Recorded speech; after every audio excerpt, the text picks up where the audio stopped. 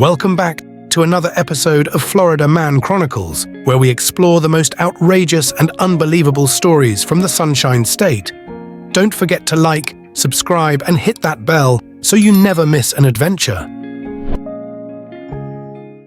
Today's story takes us to the luxurious suburb of Southwest Ranches, where a couple planned the wedding of their dreams at a mansion.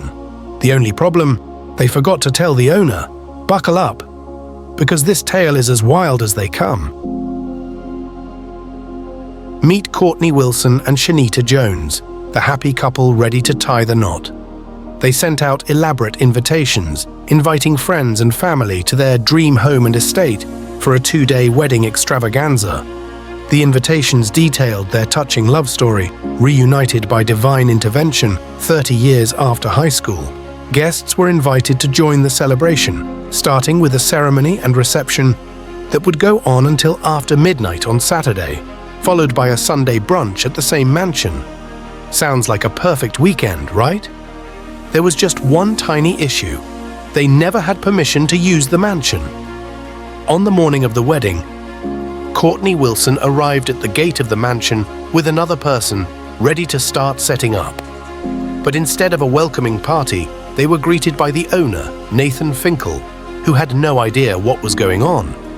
I have people trespassing on my property. They say they're having a wedding here, and it's God's message. I don't know what's going on. All I want is to stop. Finkel called the police, and when officers arrived, they told Wilson to leave the property immediately.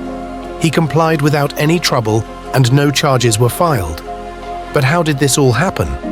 Finkel's estate, listed for $5.7 million, comes with a swimming pool, hot tub, bar, gazebo, tennis courts, elevator, and even a bowling alley. It was previously owned by Finkel's late father, an early IHOP franchisee. Months earlier, Wilson had visited the estate during an open house, pretending to be a prospective buyer.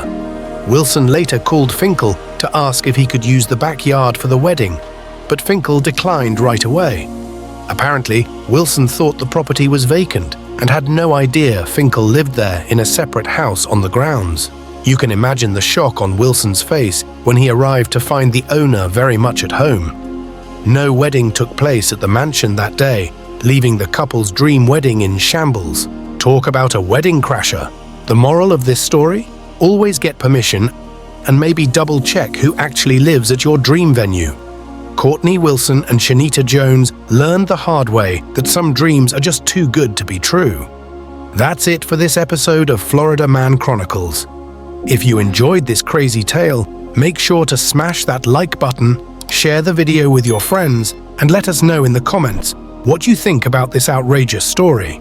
And remember, for the latest and greatest in Florida Man adventures, subscribe and stay tuned.